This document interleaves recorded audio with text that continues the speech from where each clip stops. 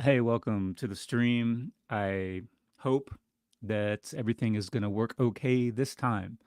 I actually streamed a few hours ago and it was a complete catastrophe as usual. So we've done a few changes and we're back to try it again. So basically, just going to do the same stream that I tried to do earlier.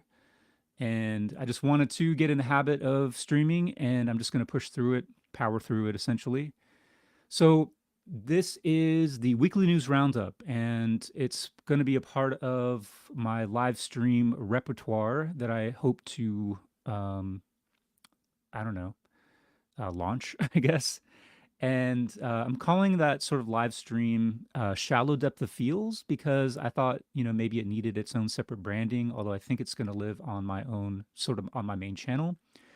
So I want to do a weekly news roundup and talk about the stuff that came out, that maybe that's coming out or came out in the past week, rumors, but I want to keep it more concrete to stuff that's actually come out. So maybe if there's not anything substantial, might have to rethink the schedule. But since this is the inaugural episode, um, I'm going to reach back a little bit further to some stuff that's been out for maybe the last, that came out within the last month or so. And I also want to do some video recommendations. I'm kind of stealing some things from other streams that I like Matthew O'Brien. He does a VidRec segment. So I wanted to do that. And also just maybe talk about some of the sort of like stuff around the creator YouTube space, some things that are going on. It could be video editing. It could be things going on with behind the scenes things on YouTube Studio, like monetization type stuff. Just whatever. So that's what we're going to do. And I don't want to get into the weeds with my streaming troubles, but I kind of downgraded the quality of the stream to 720p. So hopefully that'll take care of any sort of latency laggy issues that I had earlier when I was trying to stream in 4K. It looked pretty glorious, but it wasn't meant to be for whatever reason. So, all that out of the way, I guess we can go ahead and get started. Um, if anybody is here, I don't even imagine that anybody's here. Somebody's watching, apparently, so thank you.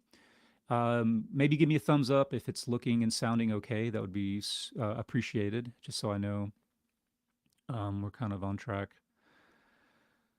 So let's go ahead and get into the weekly news roundup.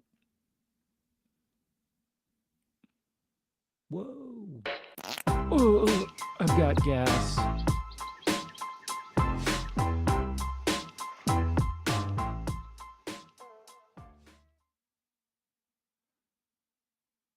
All right.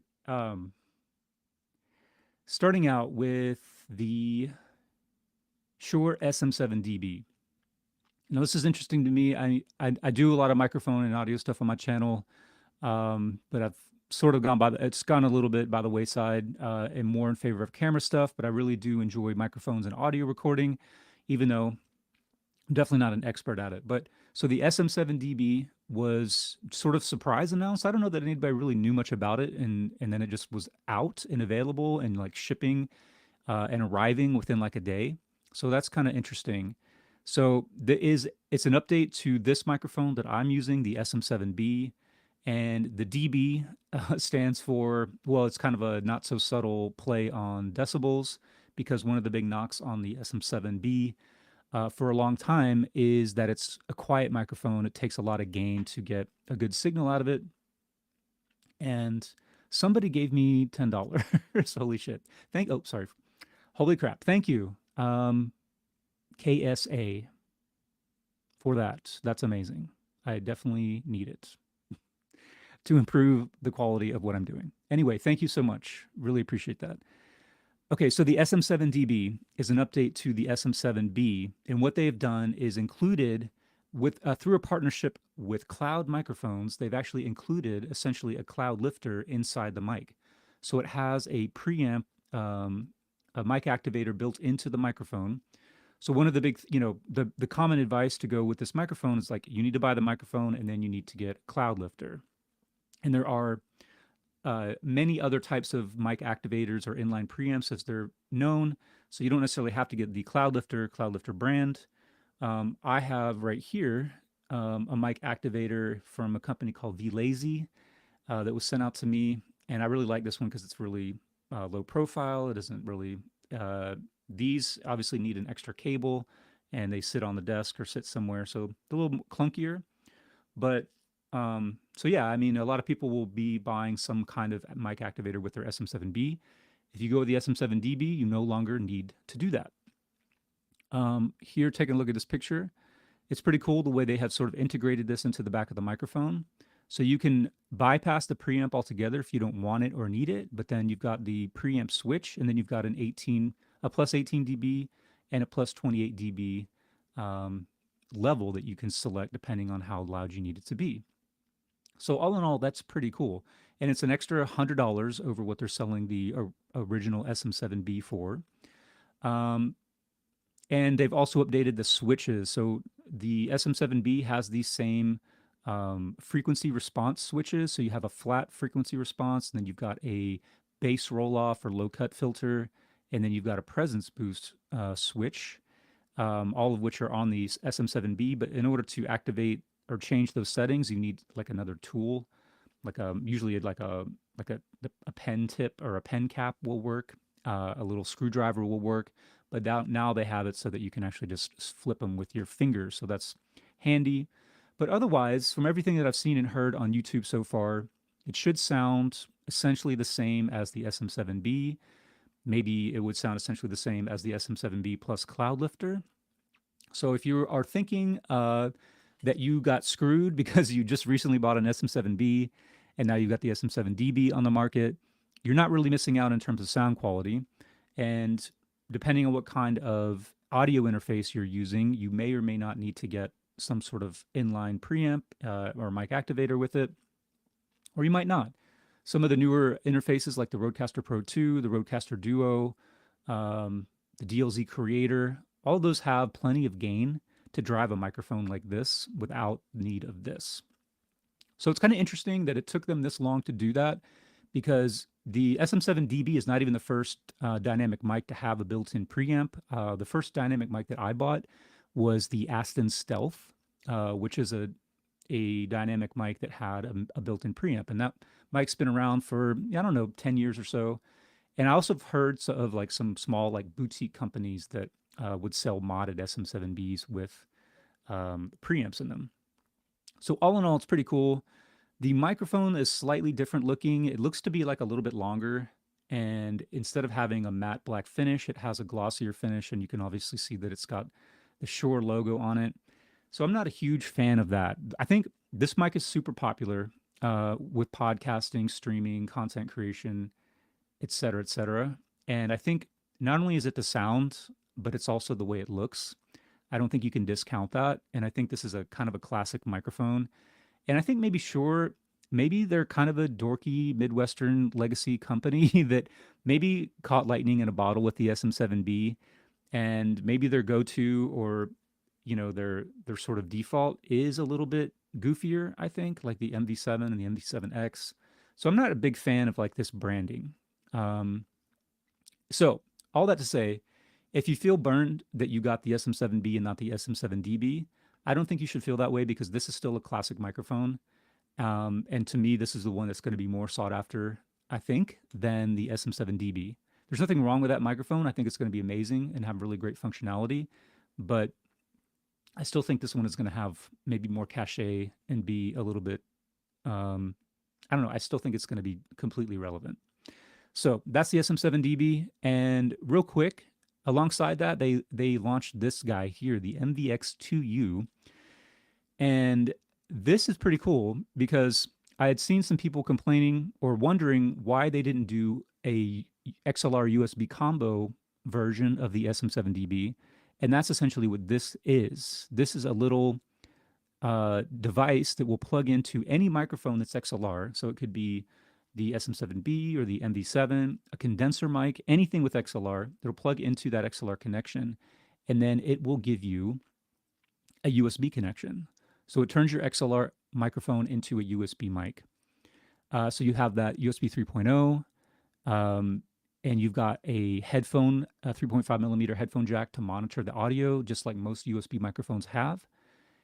So that's pretty interesting. And then this is going to be compatible with the Shure Motive software that they launched alongside the MV7. So they've got some different presets in there. You can run like kind of an auto preset with some sort of like kind of easy EQ settings, and it kind of has an auto gain thing.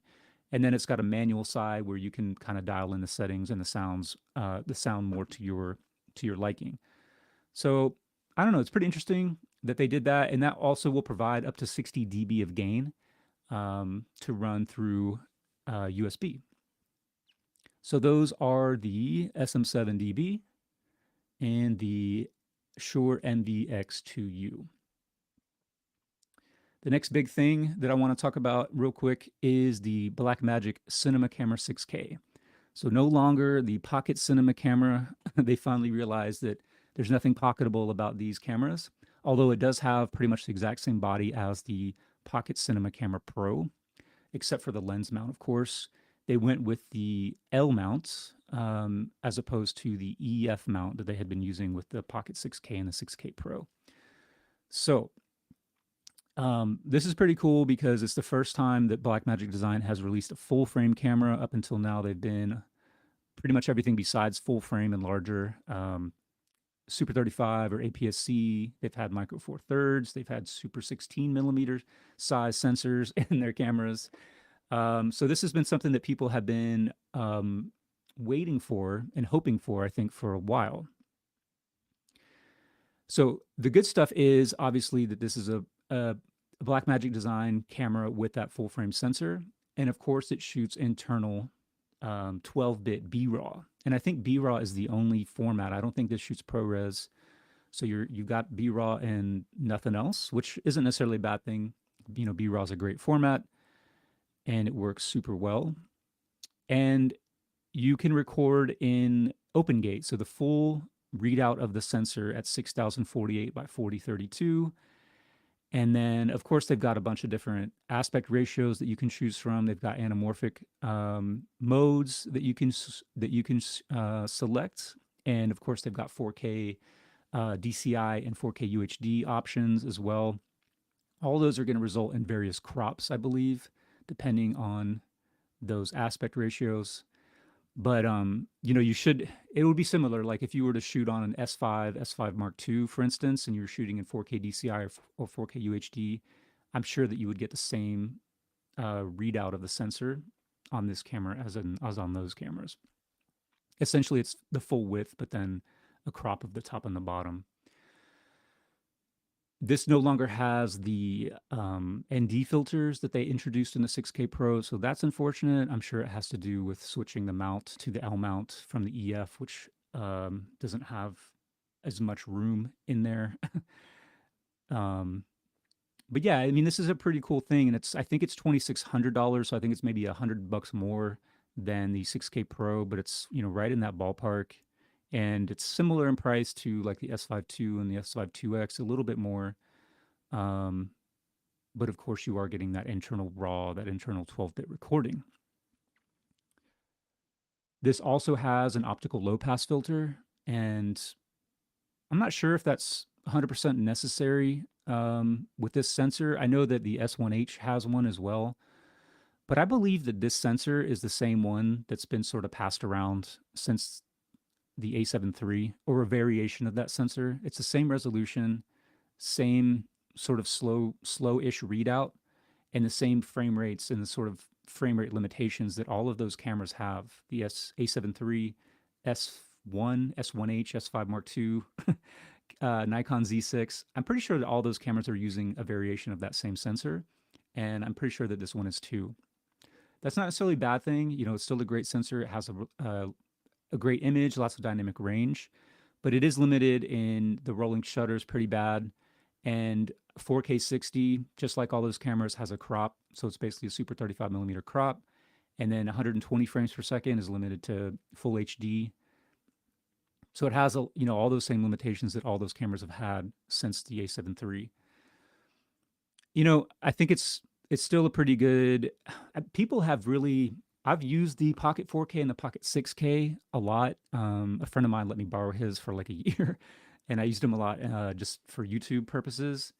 And they're really great. I've never really been a big fan of the bodies, and I know a lot of people were sort of peeved or disappointed that they didn't update the body in this camera. I think they're doing that to keep the price down. It saves them from having to, design an all new body and then manufacture an all new body. They can just reuse pretty much the same body as they've been using. Of course, the mount is different, so the front end is a little bit different from the 6K Pro. But you know what? I mean, it is kind of goofy in my opinion. The body, it's plasticky, doesn't feel that great. The ergonomics are not great. The battery is terrible. They didn't update the battery. It's still using the Sony NP battery that doesn't have very good battery life when you pair it with, these recording options in this camera. So at $2,600, people are still rigging these out to make them much more usable, especially in terms of battery life. Um, But all that said, I know people here in town who sort of like just adopted the Pocket 6K, the Pocket 6K Pro, and sort of gave up using Reds and other camera systems just because they were cheap and they really love the image. Lots and lots of people really love the images out of these cameras, and I'm not going to refute that whatsoever. I know a guy who I worked with a couple years ago when he started out with the Red Raven, and then moved over to the Pocket 6K, and his career is like way beyond what I will ever hope to do using that camera. So there's definitely nothing wrong with it. However, given that I believe that it's the same sensor as that it's in the S5 II and the S5 IIX, I kind of think that given like the usability of those cameras being so far better than this one, that would kind of be my recommendation. I would probably go towards the S5 IIX over this.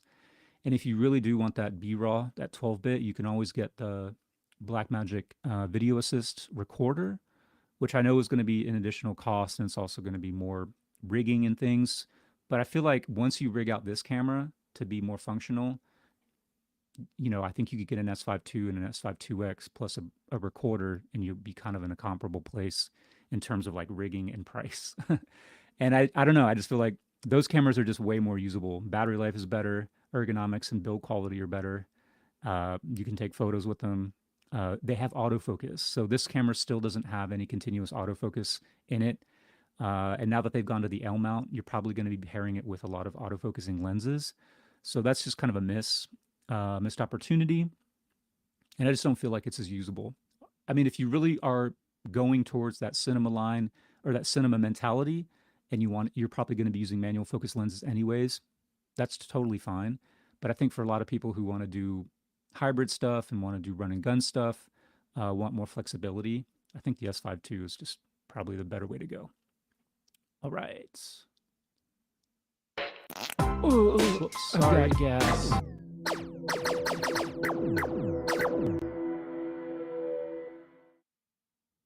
All right, let's rapid fire through the rest of these announcements. Another big camera that came out was the GFX 100 Mark II. This is way outside of my wheelhouse, but it's interesting because they're really pitching this towards video. It's an amazing medium format camera, 102 megapixels. It's way faster than any of their medium format digital cameras have been. So it shoots, 8 frames per second bursts. The tracking autofocus is much better than it's ever been. So as a photo camera, it's amazing, and there's nothing to say about that. But they're really kind of pitching its usability as a video camera. And I just wanted to scroll down here, so you could see the sensor is this big thing here. And so when you're shooting video, it's going to be a pretty big crop. So if you go to 4K and 5.8K, you do get the full width of the sensor. So that's great. That's just like shooting on any 3x2 sensor on a full frame or an APS-C camera. When you go to video, it's going to crop the tops and the bottoms, and hopefully you're getting the full width or almost the full width. So you are getting that here. So that's good. So this is definitely bigger than full frame. However, when you go to that 8K mode, it's cropping in, and I don't know exactly what this crop is, but I do know from watching a few videos that you're getting less than full frame when you go into that 8K mode.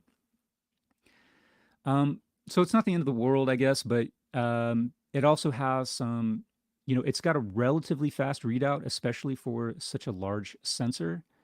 Um, so I think it can be up to 15 milliseconds in terms of the readout. That's faster than that sensor that's in the Pocket 6K or the 6K, whatever it's called, much faster. But if you use F-Log2 with a dynamic range DRP mode, I don't remember what the P stands for, but essentially gives you more dynamic range. If you turn that on, then the sensor readout goes down to 25 milliseconds. If you turn it off, you lose about a stop of dynamic range, but you get that 15 millisecond readout. And from watching some videos, I think this camera is still a giant sensor with a beautiful image that's the forefront of it, and it's still being held back a little bit by the processing power. So you got a little bit of a slow readout. I've also seen that like the menus, just kind of navigating the menus can be a little laggy. I think this is kind of a proof of concept that's still a little ways off from being widely adopted. Now, I mean, of course, it's an expensive camera. It's like $7,000 for the body. And of course, the lenses to go along with it are going to be very expensive. So it's still a very niche camera, even for photographers. And I think it's even more niche. It's nichier, even more so for video. But it's kind of cool that Fuji is developing these and is putting as much, video capabilities as they can into them. It's always good to have more options and just really cool, really high end options. So that's that. And real quick, rapid fire, there's some annual product cycle updates from some different cameras that I'm not really into this whole annual product cycle update cycle. So the DJI Mini 4 Pro dropped, and I'm pretty sure maybe it's a little bit more than a year since the DJI Mini 3 Pro was released. We've got the GoPro Hero 12, and then of course we've got the iPhone 15. And I don't want to spend much time on these.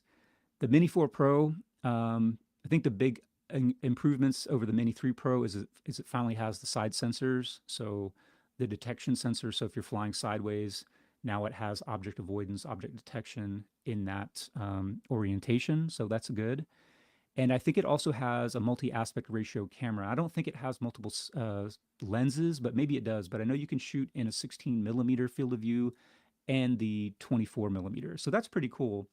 Having a drone that can go as wide as 16 millimeters, I think is going to be a really interesting look. And anytime you go really wide like that, it just really emphasizes the movement in a frame.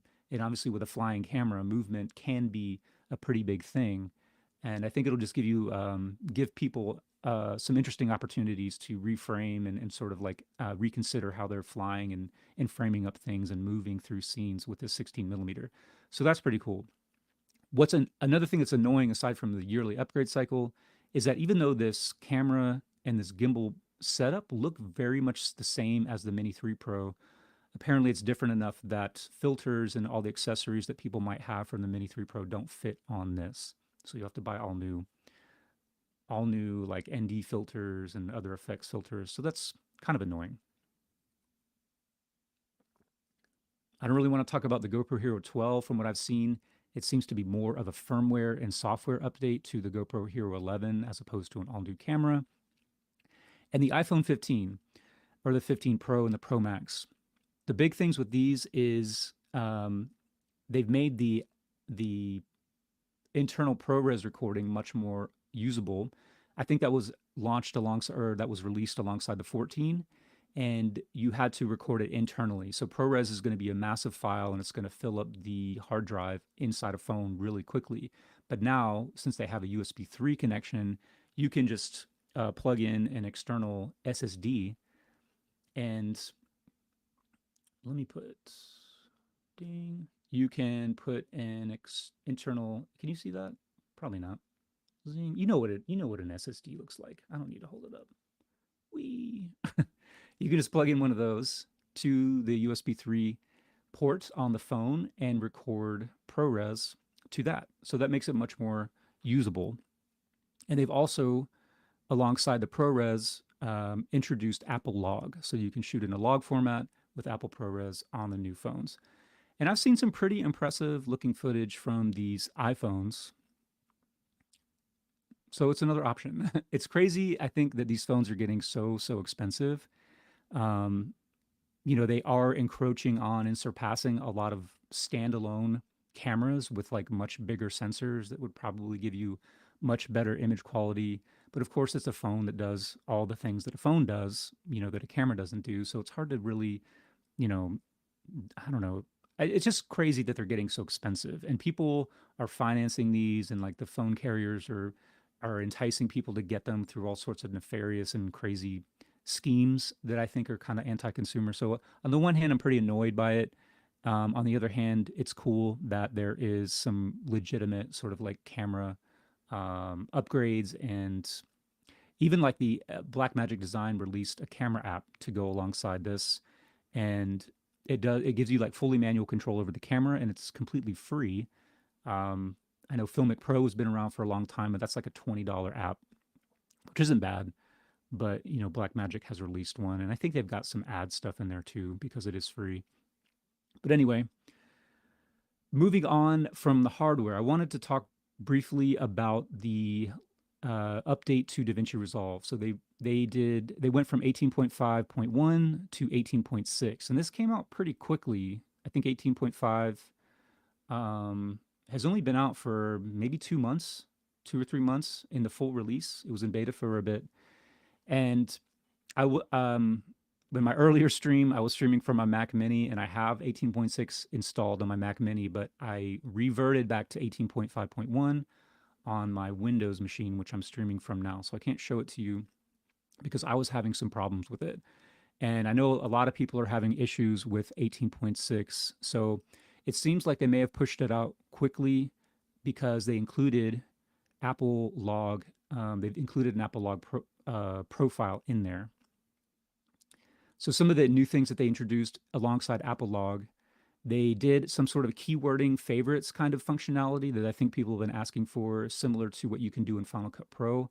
But from what I've seen, it's a pretty clunky sort of kind of workflow to get it set up and to start keywording and favoriting things. So I think they still need to work on it and make it a lot more usable. Um, Busted Knuckle Woodworks. Thanks for being here, man. And locking white balance to on iPhone now. Okay, cool. So he's saying that you can, I guess auto white balance would have been the thing before, which can definitely mess up your shots. So now you can, I guess you can set a white balance and keep it. That's something that you could do in Filmic Pro, and I bet you could probably do it in that Blackmagic app. But I assume you're meaning that you can do it within the camera app.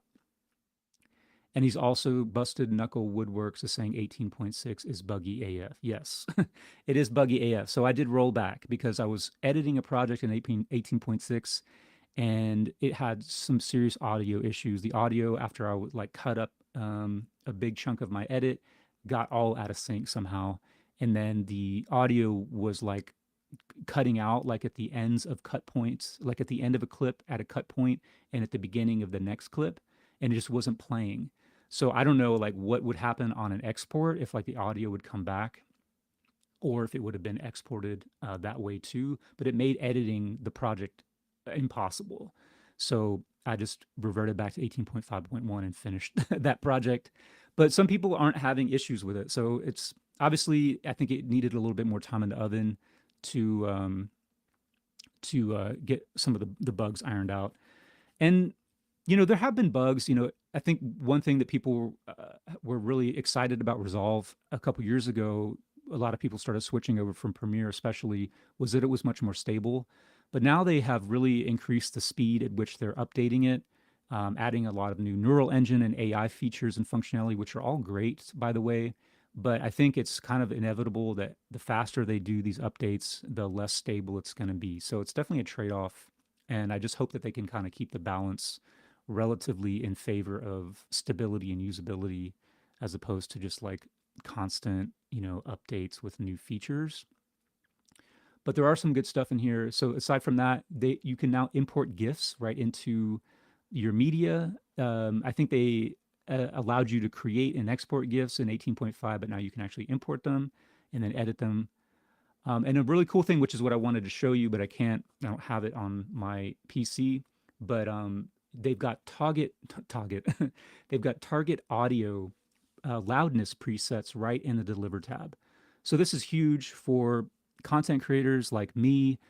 That's something that I've struggled with over the years, is like having consistent audio levels in my videos. It'll be like very, like sometimes my audio might be loud, sometimes it might be quieter. So consistency is one thing. Um, and this allows you to, you go through your whole edit, do your best with your audio, but then right on the deliver tab, you can select a preset. They've got YouTube presets, Netflix, Apple, Disney Plus, etc. And then they've got some of them, just kind of the numbers like BTU, LUFS, whatever, whatever, whatever. I don't have it in front of me, but that will set your audio, the entire bus of your audio, to that standard level. So it should make, you know, mixing your audio much simpler, and you should have much more consistency with your videos and your content from here on out if you use those presets. So that's pretty cool. Another thing they did was improve the performance of NVIDIA and AMD graphics cards using the neural engine effects. So there's a lot of like AI effects and neural engine effects that they've been adding to take advantage of like new hardware that's in these new graphics cards. And this chart here is showing the relative performance of these two graphics cards in 18.6 versus what they were doing in 18.5.1. The blue one is the AMD 7900 XTX, which is the highest end AMD card right now. And you can see in some of these effects, it's massively improved the performance of that graphics card. And the RTX 4080 has gotten some improvements, but it's much more modest. But if you look down here at this graph, this is showing the outright performance in those same tasks, the RTX 4080 versus the 7900 XTX. The 4080 is still well ahead of the 7900 XTX in those neural engine effects, but at least the AMD side has seen a pretty big improvement. So hopefully they'll keep doing that. So if you are using an AMD card, it's good that they're starting to really optimize for those. And Busted Knuckle Woodwork says the fans on his M2 Max are running a lot with 18.6. So at least the bugginess is platform neutral or agnostic. It's not just on Windows. I know people have been having problems on Mac as well. So if you are on, if you don't need the specific features in 18.6, or you can hold off, then just hold off. Stay with 18.5.1 until they get things ironed out with 18.6 would be my advice. All right, moving on. Let's do some. Oh, I wasn't even showing the graphs. I'm an idiot. Of course, I'm an idiot. Here we go. Here's the graphs I was mentioning. Here's the relative performance of the 4080 and the 7900 XTX in 18.6 versus 18.5.1. The blue graph is the 7900 XTX, and you can see that it's had some massive improvements in the new update. And as I was saying, the NVIDIA cards are still well ahead overall, unfortunately for AMD, but at least, like I was saying, they have shown some good improvements. All right, let's move on to what to watch.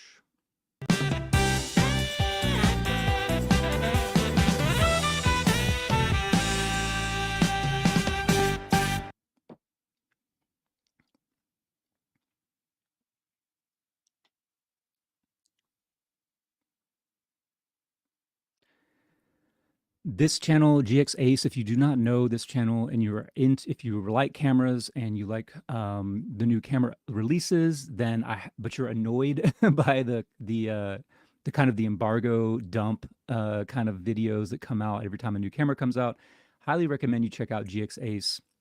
This dude makes really high concept, really beautiful, really well produced videos about cameras.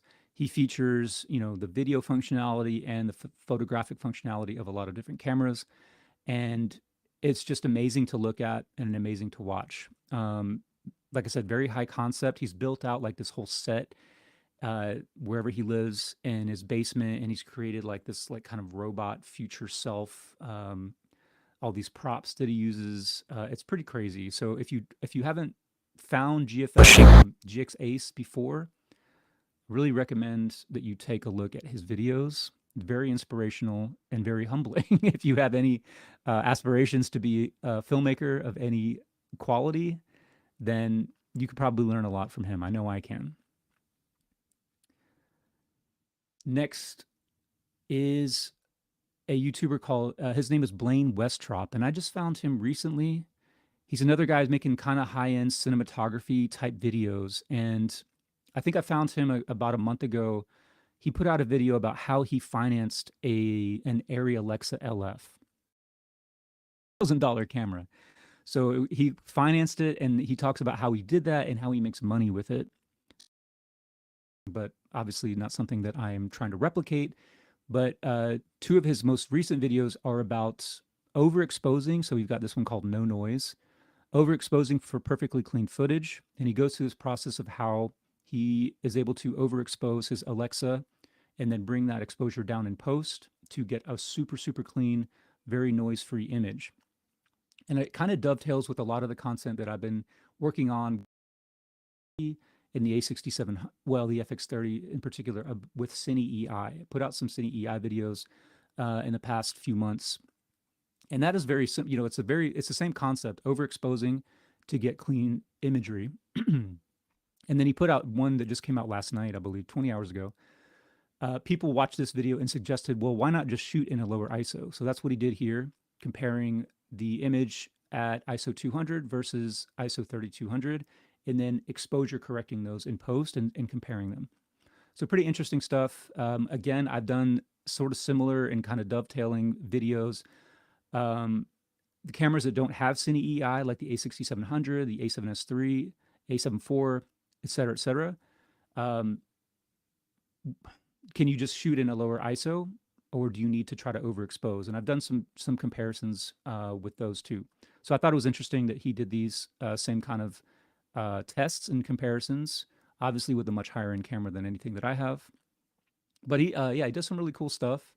Very, very knowledgeable, very in-depth cinematography. But don't be put off by the whole Arri Alexa. He does other camera tests, and everything is very practical, and it's still relevant regardless of what kind of camera you're using. You can definitely learn a lot from what he's. And I wanted to give a shout out to Patrick Tomaso. This is his second channel called Patrick Tomaso, where I think he still posts a lot more stuff about cameras. And he did a couple of videos about the iPhone 15, one comparing it to the FX30, which is, you know, interesting. But I guess the practical takeaway from this was he's able to basically shoot a widescreen and a vertical video at the same time by using both of those cameras at the same time, having the iPhone mounted on top of. And the takeaway here was that the quality is so good that for the kind of content that he's producing, this works. So having the iPhone do the vertical and the FX30 do the widescreen, and you know, you can tell, you know, if you know what you're looking for, which is which. But the iPhone results are pretty good. And then he came out with a video about how to expose the Apple log on the iPhone 15 Pro, and he's got some really great results. A lot of low light stuff here, and it looks fantastic. So he definitely took the time. If this will load. He definitely took the time to figure out how to get good, clean results in low light with the iPhone, and his footage looks really good. So he definitely knows what he's doing. I guess the trick is underexposing. So it's kind of in the opposite of what a lot of people do with ETTR. He's actually ETTLing with the iPhone. And he also has a LUT that you can download to go along with that ProRes log. And the last thing that I wanted to highlight is a channel, In-Depth Cine, and this guy makes kind of damn, I kind of forget what I was saying about this channel. Explainer videos about cinema. So you can see in-depth study of cinematography and filmmaking, and his latest video is about the creator. And I'm going to wrap up this this stream, this podcast, whatever, talking about the creator. If you've somehow lived under a YouTube rock for the last few months, this movie has gotten a ton of attention on YouTube when it became known that it was shot using the Sony FX3. And then there was some pushback. People were saying, no, it was probably, you know, an FX3 was used on, like, yeah, as a crash cam or on some shots, but it was probably an Alexa, whatever. But, you know, there's been many interviews with not only the DP, the pre-production DP, and also the director, and they've all made it pretty clear that they shot the entire film on the FX3. So that, inspired tons and tons of content on YouTube about this. But he released a video why movies don't need to be shot with expensive cameras. So he talks about this very same thing, and he's got really good information and good explanations about why they use the FX3. And the director Gareth Edwards has talked at length about this as well. So it's not like a new thing here, but this just kind of sums it up very clearly, very concisely. So if you really want to know, I'd recommend taking a look at this video. But he also kind of goes into why he doesn't think it's going to be common practice, why they're, production companies aren't going to give up using the Alexa and the Red, et cetera. And even with that, what it might mean for future Alexas and future Reds now that we know that we can shoot a movie for IMAX on an FX3. So it's pretty interesting. Now, all that said, I did go out and see the movie KSA, Kiss A. Saw it on Sunday. Cool. What'd you think? Did you like it? I saw it on Saturday. I saw it on IMAX. I was pretty curious. I actually saw the preview when I went to see Oppenheimer in IMAX, and I was like, man, I can't believe they're releasing this movie in IMAX, because IMAX as a format is a film format, and it's a gigantic piece of film. And of course, shot on film, it doesn't have, a resolution equivalent, or it doesn't have like lines of vertical and horizontal resolution. But I've seen people, estimate that the resolution, if it were digital, would be something like 16 or 18K. So, full IMAX is super high, res and super high, very, very detailed. So in FX3, um, I don't know why I need to hold this up, but whoa, as I break everything. I have the A7S III. So another reason why I was pretty interested in this whole discussion. This is I've had this camera for a few years, and it's my favorite camera that I've ever owned, and probably my favorite camera that I've ever operated. I really love the A7S III, and of course, by extension, the FX3, which has gotten all the amazing updates that this camera hasn't had, sadly. But what was I saying? It only shoots in 4K. So it shoots internally in 4K UHD. So that's 3840 by 2160. And I'm pretty sure, about 100% sure, that they used an Atomos recorder to record ProRes RAW for the creator. That gives you more resolution, but it's still about 4.2K. So it's nowhere near IMAX resolutions. So I was curious to see how well it was going to blow up to the IMAX size or the IMAX format. Uh, IMAX also is a more square format, so it's really tall and not like widescreen. But this movie was shot anamorphic, so it was shot widescreen, so it definitely doesn't have that full IMAX height, but it still is a really big format, even so. And it looked really good. It looked amazing. Kisei said visuals and FX were amazing. Story plot, so. Yeah, I kind of agree. It was better. I didn't have like really high expectations for the movie. I was more curious to see the visuals, but I thought it was, it was entertaining. It was good. I'm not really sure like what the takeaway is. Like artificial intelligence is good. I'm not sure. Regardless, it did look really good. It was definitely grungy and kind of dirty looking, but any I don't think that was the quality of the FX3. I think it was the quality of the lenses and the influence of the pre-production cinematographer who is shoot, what's his name?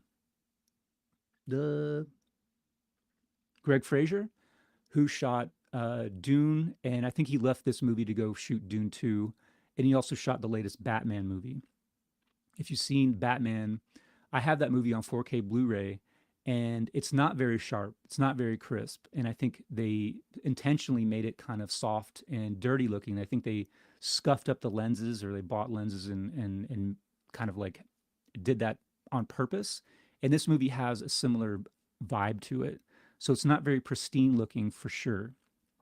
And they also, the reason they used the FX3, one of the main reasons was for that ISO 12,800, because what they wanted to do was be able to shoot in, I think they moved to like 80 different locations around the world, a lot of stuff in Southeast Asia. That's super expensive. And in order to make it more palatable and budget friendly, they wanted to use a small crew, so they didn't have to fly around, fly dozens and dozens, if not hundreds of people around the world. They wanted to keep it small and nimble. And shooting at night at 12,800 is a lot more doable if you and not needing like huge lighting rigs, huge lighting setups that are also expensive to set up, and expensive to rent, and expensive to fly around the world. Um, Similar, if you guys are familiar with Michael Mann, filmmaker who was an early adopter to digital. So he was shooting digital like even before Alexa and Red cameras were even a thing, shooting on Sony. Back in like I think Collateral was maybe the first movie he shot, which was almost entirely digital. There were some 35 millimeter in that movie, but it was mostly digital. And it was very much the same reasons. They shot a lot of stuff on location in Los Angeles at night. And even back then, the ISO latitude on digital camera is much more um, than you could get in film. So same thing, being able to shoot with minimal lighting setups, but also have a high ISO. But the interesting, they didn't really seem to want to do a lot of noise reduction. So you can definitely see a lot of the digital noise in the movie. And then they combine it with a lot of like film grain that they added. So again, it's a pretty noisy movie. Pretty gritty, I think. If you could only choose one feature from the recent FX3 updates to add to the A7S III, what would it be? Uh, Good question. Good question. Good question. Dang, I don't even know. I haven't been. Did they add animal eye tracking and animal IAF in video? I'm almost more interested in that than a lot of the. So I know they did 4K DCI.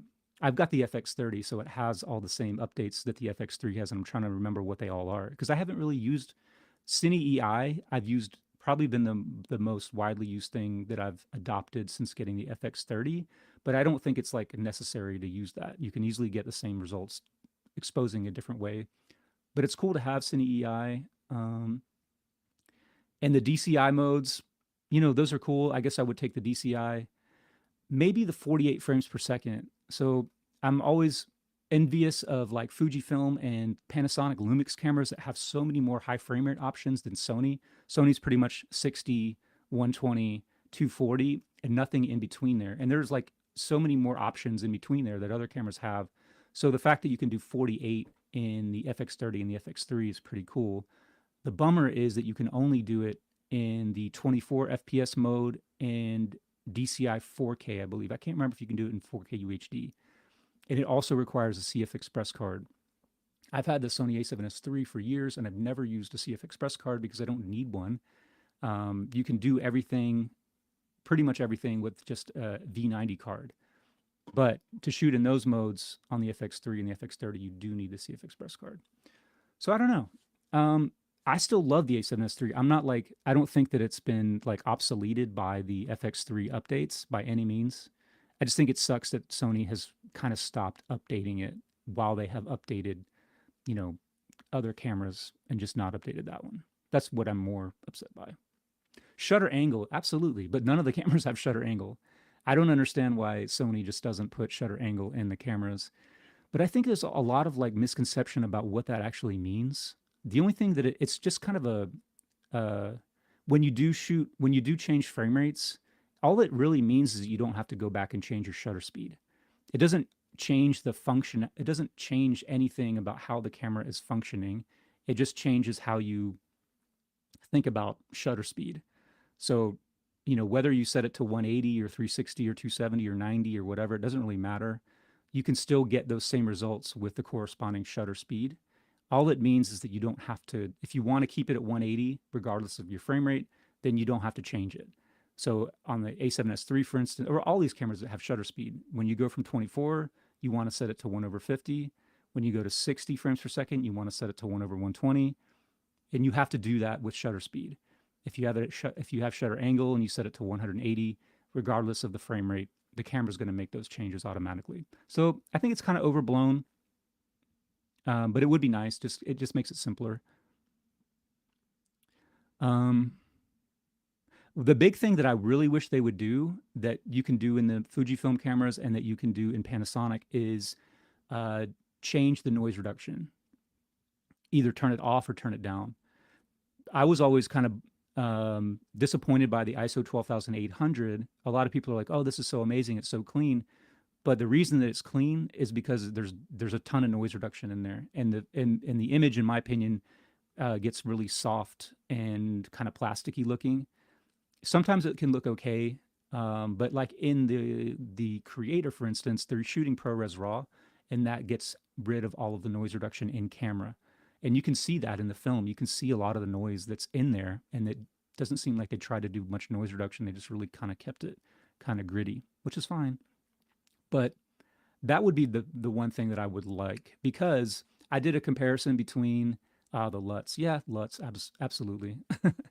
I mean, the gamma display assist is essentially the S709 LUT, but and I use it's pretty much what I use in the FX30 is just the S709 LUT. I've imported some LUTs, but I just use that because I use Resolve, and I do the color space transform using Resolve Color Management, and it's basically just using the S709 LUT. And so I'm not really big into like using a lot of the other LUTs that you can get. So I mean, all these things would be great. I'm not trying to disagree with you.